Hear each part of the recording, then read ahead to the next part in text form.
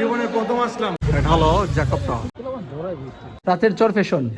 Hello বন্ধুরা, সবাই কেমন আছেন? এখন যাচ্ছি জ্যাকব টাওয়ার দেখার জন্য। দক্ষিণাঞ্চলের ভোলা দ্বীপের চরফ্যাশন শহরে অবস্থিত পর্যটকদের জন্য নির্মিত একটি ওয়াচ টাওয়ার, যাকে আমরা বলি জ্যাকব টাওয়ার।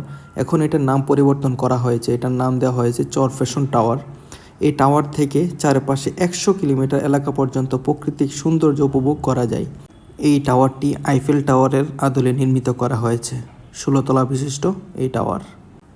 এই টাওয়ারে উঠতে হলে আপনাদের কি করা উচিত, কত টাকা খরচ হবে এবং কোথায় থেকে টিকিট নিতে হবে, এখন আপনাদেরকে ভিডিওতে দেখাবো। চলুন দেখে আসি।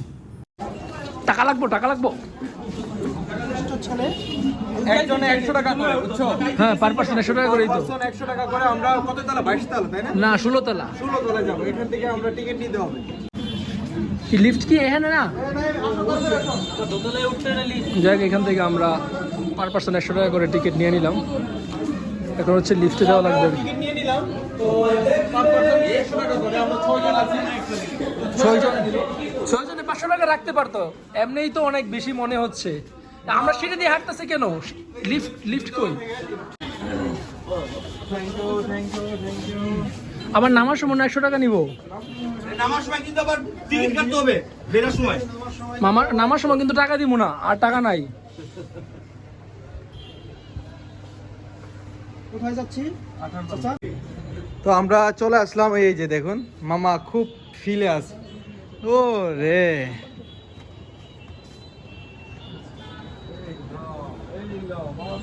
তো আসলে 18 তলায় কিছুই ছিল না, শুধু একটা ক্যান্টিন।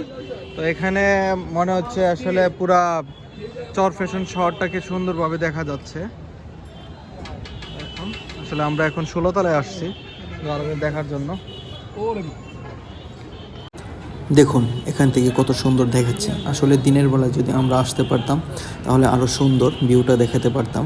তাহলে সময় স্বল্পতার কারণে আমরা দিনের বেলা আসতে পারি না। এখান থেকে সুন্দর একটা মসজিদ, আমরা নিচে এই মসজিদটা দেখছি, এখান থেকে আর অসাধারণ দেখাচ্ছে এই মসজিদটা। দেখুন 100 টাকা খরচ করে উঠলাম। আসলে ওই রকম দেখার মতো কিছুই নেই, আমাদের পুরো 100 টাকাতেই লস হয়েছে।